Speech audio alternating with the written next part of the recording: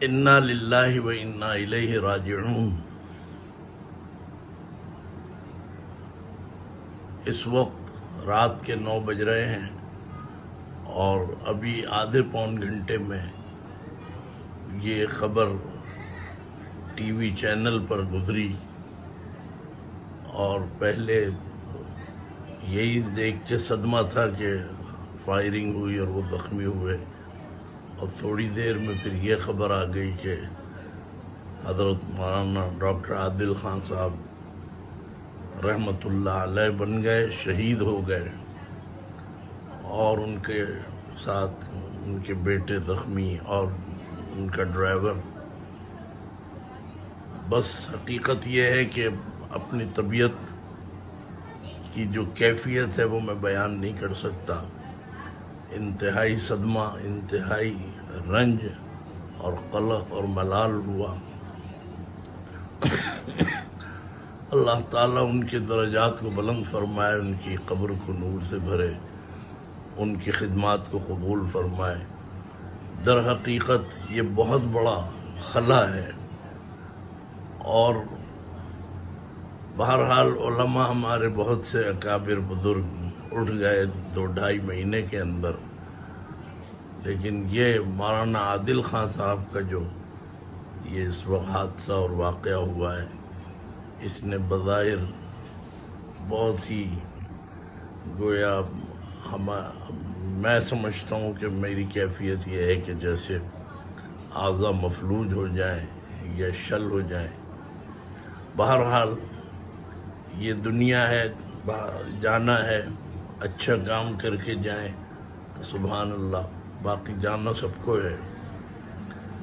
मैं इस वाक़े पर अपनी तरफ से अपने जामे एहतशामिया, अपने नमाजी, अपने अहले खाना की तरफ से भरपूर ताज़ियत करता हूँ और सोगवारान के साथ हूँ, और मैं दुआ करता हूँ अल्लाह ताला उनके दर्जात बुलंद फरमाए।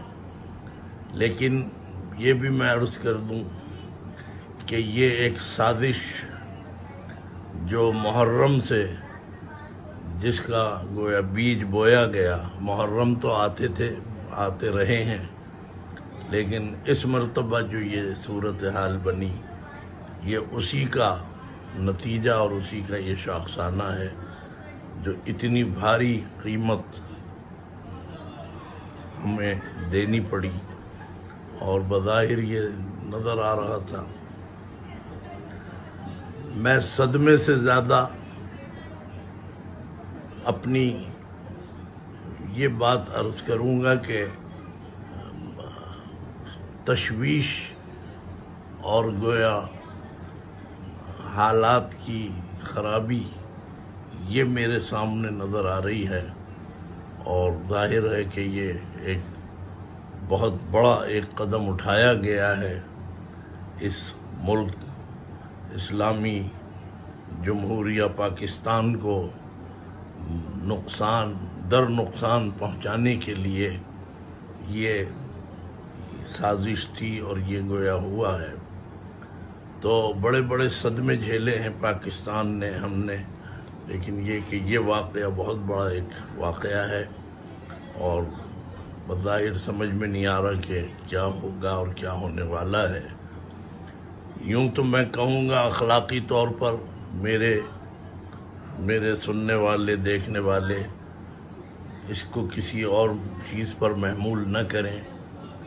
नुकसान तो बहुत बड़ा हो गया, लेकिन अब अपने आप को काबू में रखें, बुज़ुर्गों की हिदायत लें और इश्तिआल से बचें, और इसके रद्द अमल में कोई ऐसा काम न किया जाए कि उससे मज़ीद हमें कहीं खुदा न करे सदमात देखने पड़े। तो ये मेरी बहरहाल एक राय है, इसलिए कि दुश्मन की नज़र में हम सब हैं और पता नहीं कब किसका वक्त आए, लेकिन अगर यही कदम उनका कामयाब हो जाए और शहर के हालात ख़राब हो जाएं, मुल्क के हालात ख़राब हो जाएं, तो मैं समझता हूँ कि ये इतना बड़ा वाक़या, इतना बड़ा नुकसान, सदमा है कि अब मज़ीद और कोई ऐसा काम न किया जाए। मदारिस के तलबा और सबको मैं कहूँगा कि वो अल्लाह की तरफ रुजू करें, अल्लाह से मांगे और बुज़ुर्गों की हिदायत को अपना गोया वजीफ़ा बनाएं, उसी पर चलें ताकि और मज़ीद कोई नुकसान ना हो। एक एक तालिब इल्म की जान भी बड़ी कीमती और हमारे लिए बहुत वक़्त रखती है। तो इसलिए बस अब यही है कि इस काफ़िले के साथ हमें चलना है। लेकिन मैं वज़ीर आज़म इमरान खान और chief justice of supreme court और chief of the army staff और जितने भी फिर इनसे नीचे हैं, मैं सबसे ये बात कहूँगा कि आप संजीदा हो जाएं और इस मसले के ऊपर बहुत ठीक ठाक आप एक्शन लें और कातिलों को पकड़ें, उन्हें सज़ाएं दें और सरेआम उनको फांसी दी जाए। ये अगर न किया तो बहरहाल पड़ोस की लगी हुई आग जो है वो कहीं हमारे घर तक न पहुंच जाए। तो पाकिस्तान की सलामती इसी में है कि हज़रत मौलाना डॉक्टर आदिल ख़ान साहब की शहादत का पूरा जो है बदला हुकूमत वक्त इसके ऊपर अपनी पूरी फोर्स लगाए और chief of the army staff भी जहां दुश्मनों की फ़ौजों को रोक रहे हैं मुल्क की सलामती के लिए, वहां अंदरूनी तौर पर इसके लिए आप अपनी कमर बांध लें। अगर बाहर से तो आप दुश्मन का हमला रोक दें और अंदर इंतज़ामात न करें तो मेरा ख्याल है कि फिर ये सलामती जो है ये नाकाफ़ी होगी। ये सलामती के इंतज़ामात और ये सब कुछ, तो इस वक्त मुल्क की सलामती जो है वो इस वाक़े के ऊपर एक्शन लेने पर है ताकि अवाम जो है फिर वो अपना कोई रद्द अमल न दिखाएं।